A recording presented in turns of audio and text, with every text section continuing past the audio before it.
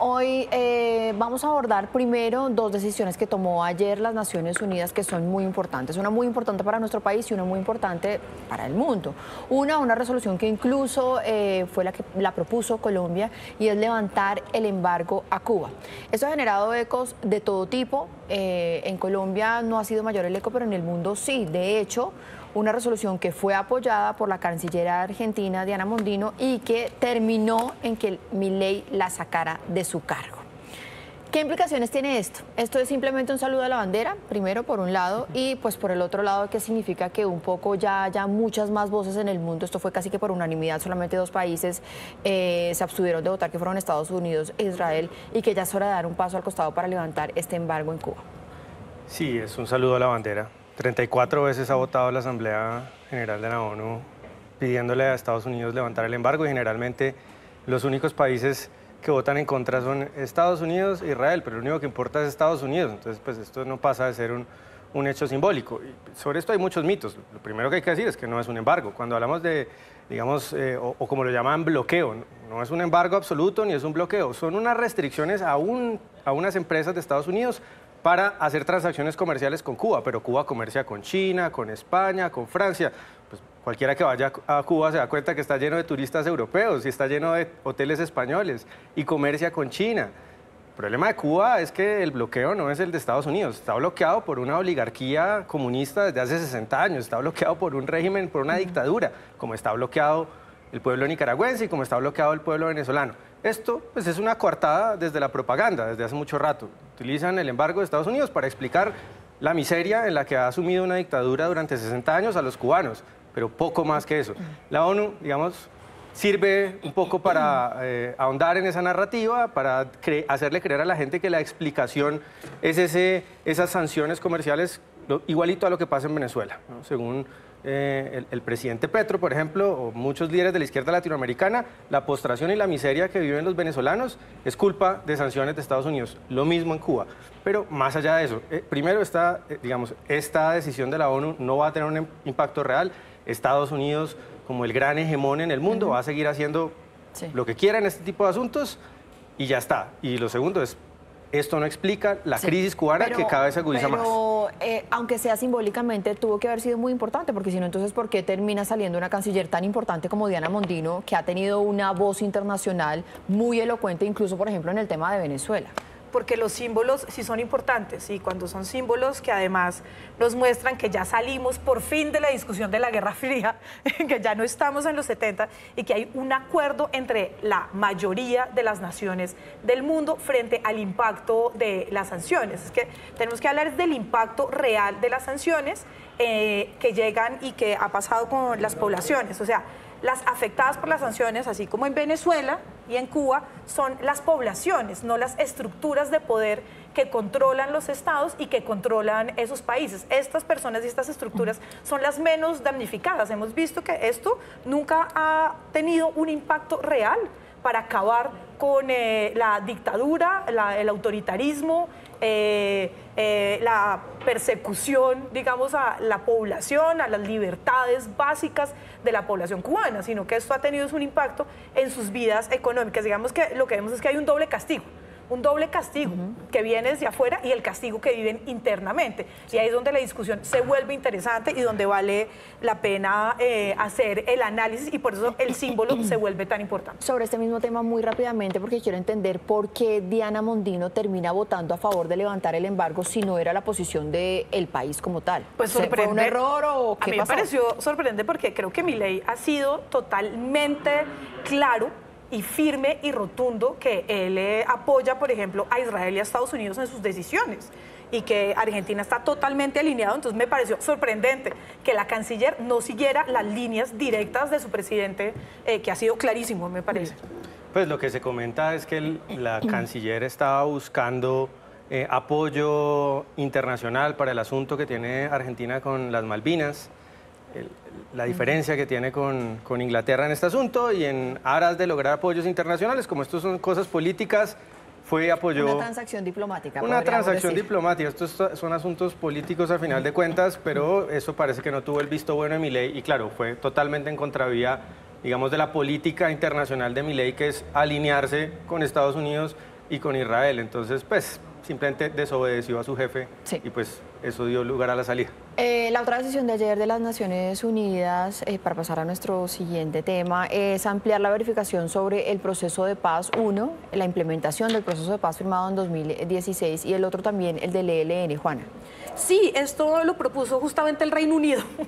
Fue el que hizo la proposición ante el Consejo de Seguridad de la ONU y votaron los 15 participantes totalmente a favor. Digamos que en este tema no hubo una gran discusión de prolongarlo hasta octubre, 31 de octubre del 2025. Ahora lo único novedoso es el apoyo también al proceso con el ELN, porque no podemos olvidar que así el proceso haya sido en el 2016, el anterior con las FARC, la implementación todavía no ha llegado a su fin y todavía pues ha tenido bastantes traspiés, si lo podemos decir de esa manera. En todo caso, extraño la verificación sobre un proceso, hablando del ELN que está congelado. Ampliar una verificación sobre un proceso que en este momento pues no está en nada. Desde hace mucho rato se cuestiona, digamos, la utilidad, la eficacia de, digamos, esta suerte de burocracia mundial que es la ONU en muchos asuntos y en muchas regiones, donde parece que la ONU lo que hace es continuos, como decías ahora, saludos a la bandera sin mayor eficacia. Este podría ser otro caso más, digamos. No es claro cuál ha sido la eficacia, la utilidad real del papel de la ONU en este asunto de la verificación, verificando procesos que no existen, como el del ELN, o, digamos, siendo un poco blandito en la verificación en procesos pues, que no van nada bien, como el de las FARC, que terminó con varios grupos disidentes con una fortaleza militar comparable a la que probablemente había antes, o similar a la que había antes del proceso de paz. Entonces, sí se cuestiona un poco lo blandita que es la ONU y lo ineficaz que es la ONU en estas tareas. Oigan, y vamos a hablar ahora de todo lo que está pasando y va a pasar hoy en el Partido Liberal. Y esto es una frase cliché, pero creo que aquí aplica literalmente, y es que están al rojo vivo. César Gaviria pues intenta reelegirse como presidente de ese partido, pero pues nadie niega que él ha sido un opositor al gobierno nacional, aunque es el jefe de un partido que hoy en día está realmente en el gobierno. Y entran a competir allí varios congresistas, varias fuerzas, pero pues dentro de esas Luis Fernando Velasco, que es exministro del Interior. ¿Qué puede pasar hoy? Esto también es un poco como el reflejo de esas fracturas que se vienen dando desde hace muchos meses en el Partido Liberal. Pues es que, o sea, los Gaviria, porque se han alternado 20 años el control del partido, papá e hijo, esperaban seguir teniendo el control, tarde o temprano se iba a tener que estallar. El manejo totalmente autoritario por parte de papá e hijo de un partido pues es inadmisible. O sea, que un partido salga a hablar de democracia cuando sus estructuras internas son totalmente antidemocráticas, pues deja mucho que desear. Ahora, Velasco va por toda, ¿no? Velasco ya dijo que va directamente a pelearle la presidencia del partido a los Gaviria. Creo que tiene unos ciertos acuerdos, creo que hay un malestar general de los congresistas que hacen parte de estos 25, pues es que es enorme. Ahora, algo que me llamó mucho la atención fue que saliera Vargas Lleras a apoyar a César Gaviria abiertamente, cosa que no es común porque cuando uno está en un partido, hace parte de la dirección o de la junta directiva de un partido, uno tiene un acuerdo tácito de no meterse en las cosas de los otros partidos y no opinar públicamente de lo que está pasando en los otros partidos. Entonces, esto también es ahí el guiño de cambio radical al Partido Liberal, de no, venga, nosotros acá podemos seguir siendo un bloque, pero con Gaviria, y vamos a ver qué tal, si este apoyo es tan bueno como Gaviria piensa. Y sabe que lo pongo en duda. El viernes está también Efraín Cepeda, entonces puede ser que también estén intentando alinear ahí de paso a los conservadores. Hoy fue la mesa de las instituciones, la mesa ancha de las instituciones que fueron importantes en el pasado y que cada vez son más irrelevantes, ¿no? Como la ONU y como el Partido Liberal.